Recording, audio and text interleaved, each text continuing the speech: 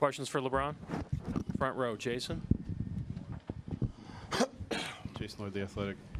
Brian, I know every season's different, every series is different, but 2 years ago you sat at your locker for 45 minutes with a towel over your head after the game ended, and tonight you're in here already. Can you just go through your emotions in the moment and it sounds silly how this feels? Well, for me personally, I left everything on the floor every game, all 5 games. So for me personally, I have nothing to be. I have no reason to put my head down. I have no reason to look back at what I could have done or what I shouldn't have done or what I could have done better for the team. I left everything I had out on the floor every single game for five games in this finals, and you come up short. So, I mean, it would be the same if you feel like you wrote the best column of your life and somebody picked another one over you. How would you feel, Jason? So, you wouldn't hold your head down, but you would be like, okay, it's just not my time. So, Golden State is a worthy opponent. Obviously been the best team in our league for the last 3 years, the best team this year. And they showcased that throughout the postseason. And we were another opponent in their way. It's just, it's unfortunate for some of the guys on our team that's never been able to, get this far and not be able to host the trophy up. And those are things that kind of bother me more than anything. Guys like Kyle and Derek and Darren and, Kay and Eddie. So emotions all over the place right now. I know you guys are obviously competitors. You think you can overcome everything. Was there ever a point in this series where you felt overmatched, like you weren't going to be able to do this? No, I don't think I've ever, not one time did I feel like we were overmatched until probably I looked up there, it was like a minute 20, and we were down 13, I believe, or something at that point, and I was like, okay. We left everything on the floor, and it still wasn't enough. They assembled a great team. We was able to get them last year, and they went out and got one of the best players that this league has ever seen.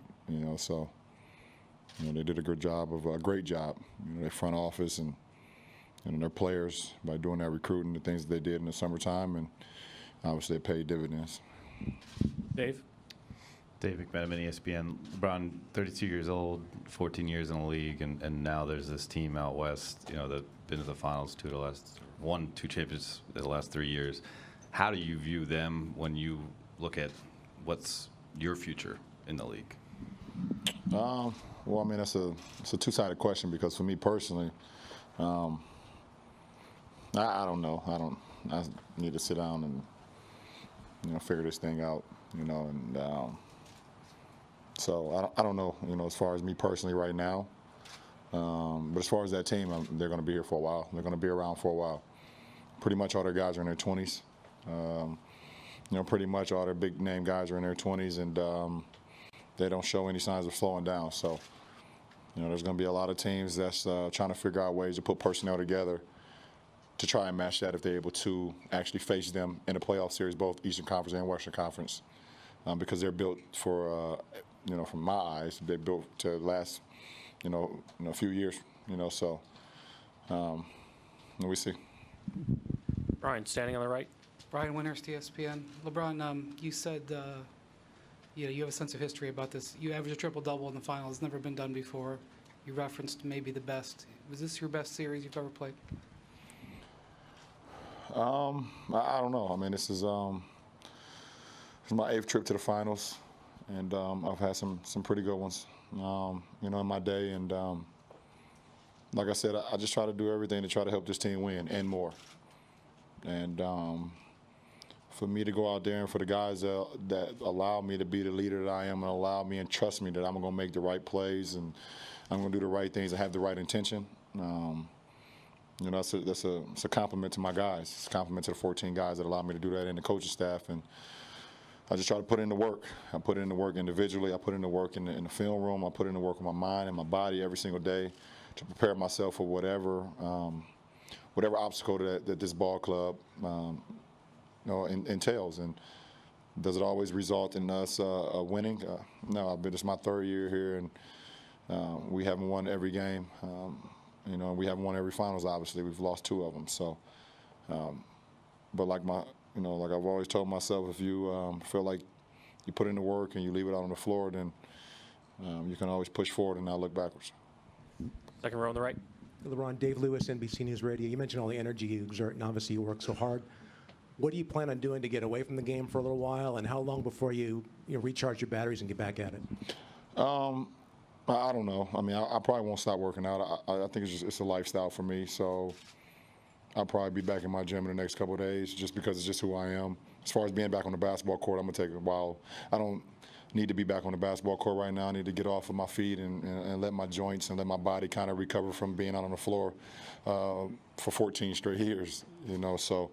But I'll train all summer. It's just a part of who I am now. It's just a part of my lifestyle. Jay, standing on the left. Jay, down to ESPN. LeBron, 5 years you broke through. 5 years ago you broke through, got your first championship against Kevin Durant. Having those burdens and those expectations to finally achieve it, I'm wondering if you could offer your perspective, what you think it must be like for him, having experienced something like that yourself. It's a great feeling. You know, when you're able to work hard, you're able to put in the work and accomplish a feat like that. It's something that we all dream about. You know, growing up in our inner cities, you know, along the hard work and, you know, through high school, through college, if you went to college, and through the NBA, you always hope that you'd be in a position to be able to not only compete for a championship but win a championship. And you know, it's a great feeling. Chris, standing in the back left. Chris Haynes, ESPN. Ron, obviously you can't control where free agents go and teams get stacked or whatnot. How would you look back at this season? How can you assess this season? Our team, our ball club? Yes. We had some good times. We had some bad times. We had some times where, you know, the biggest thing of this season is we weren't able to get healthy. And when we finally got healthy, the playoffs is right around the corner, and we showed what we're capable of doing when we got a full unit. It would have been great to see us at a full unit throughout the whole season, so we can continue to build the camaraderie and build the chemistry out on the floor. So, you know, you don't have to wait till April to see what you're capable of doing. And yes, we were able to hit the switch, but, you know, those games in January, those games, you know, in November, you know, and the games that people think that's not important, they're important to me. And they would have been important to our ball club, but whatever, we figured it out and got to the postseason as a 2 seed. We controlled home court and was able to win on the road in the Eastern Conference Finals in Boston. And we was able to punch our clock into competing for a championship. And as a ball club and as an individual, that's all you want is an opportunity. You know, obviously, we ran against, like I said, a worthy opponent, one of the best playoff teams that this league has ever seen, obviously. And we weren't able to get over the hump and accomplish what we ultimately wanted to do. But there's no such thing as a failed season when you put in as much work as we've done individually and as a ball club since September, since late September. Rachel and Eric, last two. LeBron, you just said I need to take some time and sit down and figure this thing out. Big picture, Warriors, all of that. Does it feel like the puzzle pieces are out there? You just can't see them yet? Well, I don't know. I mean, I'm not the GM of the team, and I'm not in the front office. But I know our front office is going to continue to try to put our ball club, put our franchise in position where we compete for a championship year in and year out.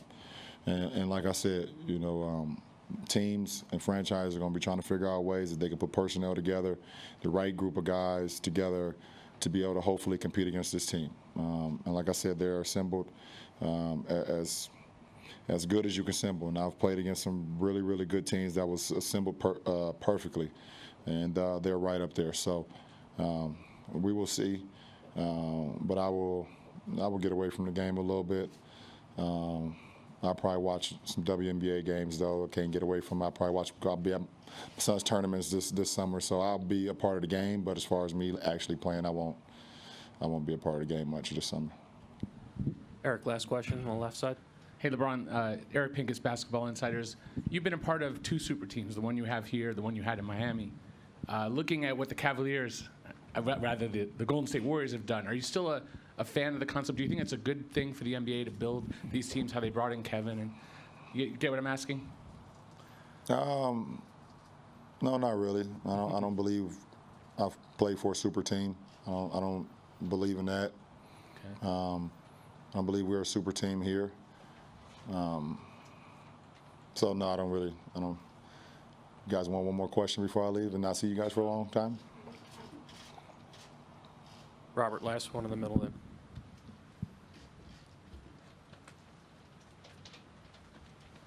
Robert Littell, Black Sports Online. It was mentioned before that Kevin Durant lost his first NBA Finals when you won your first NBA Finals. Kind of fast forwarding to right now, how is he a different player and a different person since you do know him personally? And even though you're, obviously you're upset because you lost, how do you feel about, him winning that first championship? Well, I'm not happy he won his first. I'm not happy at all. And but at the end of the day, from when I played him in the 2012 finals to now, like I said, experience is the best teacher in life, and he's just experienced and experienced and experienced, and it also helps when you able to experience some things with this team as well. And he felt like he needed to reassemble and reassess his career and come here. So like I said, having, getting that first championship for me was like having my first son. Just a proud moment. It was something that you never forget. And at the end of the day, nobody can, no matter what anybody say from now on in your career or whatever they say, they can never take away from you being a champion. That's something that they always gonna speak about you. It may maybe be like the last thing they may say, but they always gonna have to say that you're a champion. And like I said, when you put in the work and things pay off, then you can always be okay with whatever else that happens in your career. Thank you, LeBron.